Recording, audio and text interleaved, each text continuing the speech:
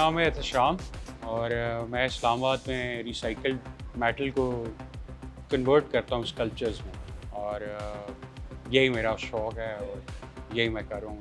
मेरे अंदर शायद एंगर था और मैं अपने आप को एक्सप्रेस करना चाहता था और मैंने स्टार्ट किया अपने पहले स्कल्पचर से एंड देन मुझे इस पे मज़ा आना शुरू हो गया। मैं लोगों को ट्रेन कर सकूँ, उनको किसी बेहतर लाइन के ऊपर लगा सकूँ।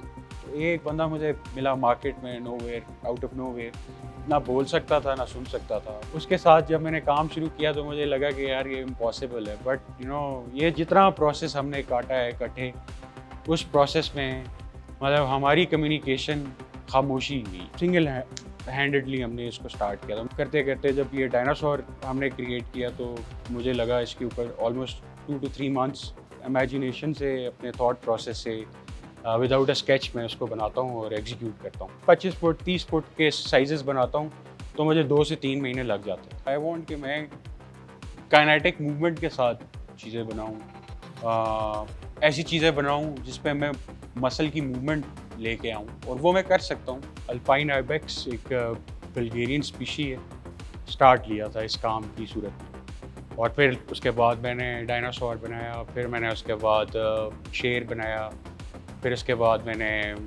दरख्त एक बनाया, फिर मतलब अभी मैंने रोस्टर एक बनाया है। अभी मैं इसके बाद एक और एक amazing form of art create करने जा रहा हूँ। इसमें कुछ चीज़ें होती हैं जो कलेक्टेबल होती हैं, वो मुझे ढूंढनी पड़ती हैं, जो मैं अपने स्कल्पचर्स में लगाता हूँ। एंटीक चीज़ें होती हैं, एज लॉन्ग एज मेटल है, उसका जो स्क्रैप आइटम है वो उसको मैं कलेक्ट करता हूँ, ऑब्वियसली उसको मैं परचेज़ करता हूँ। फिर हमारा प्रोसेस होता है कि हम उनको साफ़ करते हैं, साफ़ करके उसकी डिटेल निकालते हैं, फिर उसको असेंबल करते हैं, उसको जोड़ते हैं।